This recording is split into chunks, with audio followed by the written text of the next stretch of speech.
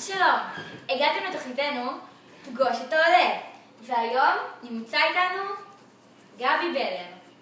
גבי, ספר לי, מניין באת? אני הגעתי לארץ מבואנוס איירס, בירת ארגנטינה. מדוע עלית?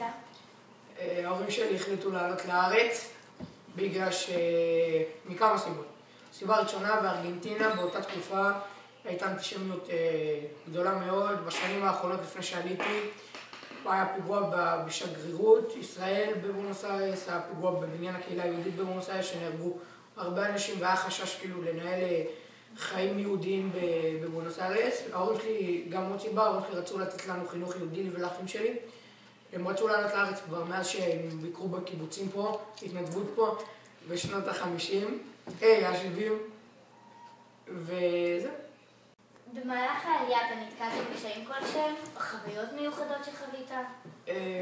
אני הייתי בן 5, אבל ההורים שלי סיפרו לי ואני זוכר ממש קצת תהליך העלייה בעצם התחיל כבר בארגנטינה והוא לא התחיל פה בארץ. כשהסוכנות היהודית באה לקראתנו, עזרה ליהודים שם לסגור את העסקים שהם צריכים לסגור, למכור את הבתים והכינו אותנו לתהליך.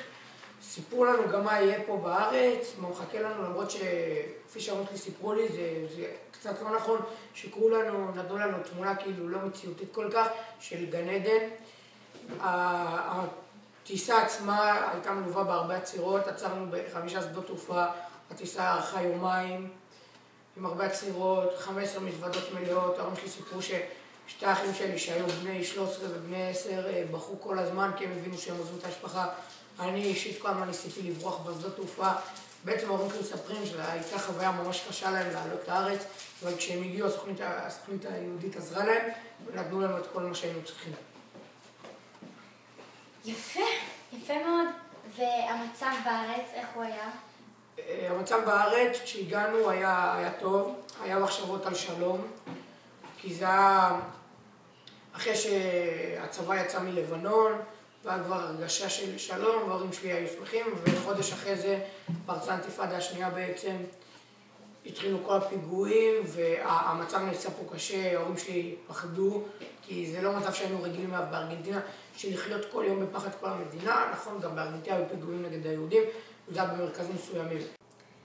ולדעתך, הקליטה הייתה טובה, או שיש מקום לשפר אותה?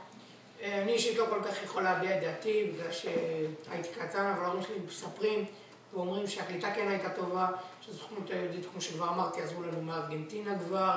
בכל התהליך הזה הגענו לארץ, הציעו לנו סל קליטה, נתנו לנו שנה שלמה לגור במרכז קליטה, שגם עזר לנו להתאקלם בארץ, כמו שאמרתי. אם יש קצת שיפור, ההורים שלי אומרים שהיה אפשר לשפר את התדמית שיוצרים לישראל בחו"ל, כי הם יוצרים תדמית ליהודים שרוצים לעלות לארץ, שישראל זה כמו גן עדן ושלא קורה פה כלום, ובעצם זה שקר, לא כל כך שקר, אבל זה שקר, ומגיעים וחוטפים מלם ישר עם כל הפיגועים. אנחנו עלינו קצת לפני, אבל אלה שעלו יותר מאוחר חטפו מלם בגלל כל הפיגועים. זו לא התמונה שהציגו לנו בארגנטינה לפני העלייה. אני מבינה, ומאותה תקופה של העלייה, יש לך זיכרון טוב על הקליטה, על המרכז קליטה, חברים חדשים, משפחה, משהו? כן, הזיכרון הכי משמעותי שיש לי זה כל יום, בגלל שבעצם המרכז קליטה הוא סגור כזה, וכל הילדים, היו הרבה ילדים מסתובבים, ויש שם כל מיני גנים משחקים כאלה, וזה מרכז קליטה מאוד גדול. אז ההורים שלי תמיד מספרים לי שכל לילה, בגלל שאני הייתי קטן, הייתי בן 4, אז תמיד כל יום הייתי מסתובב, ומישהו היה רואה אותי ולוקח אותי אליו הביתה וזה, ומה שלומי. כל לילה ההורים שלי היו צריכים לצאת למרכז קליטה, להסתובב לצעוק גבי, גבי, איפה אתה? גבי, איפה אתה? תמיד מישהו אחר מבית היה צועק, הוא פה, הוא פה.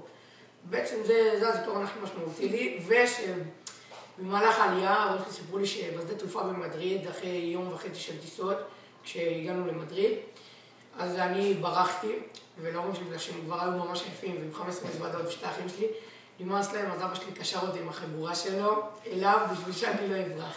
זה הזיכרון שאני הכי זוכר. ולדעתך, העליות הבאות, לפי מה שאתה מספר על הסוכנות היהודית ועל מרכזי הקליטה, הן יהיו טובות יותר?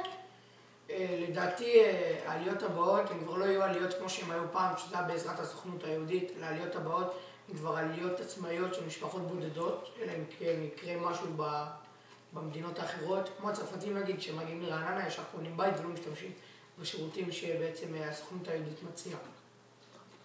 אני מבינה. אוקיי, תודה רבה גבי בלר שהסכמת להתארח אצלנו בתוכנית פגוש את העולה.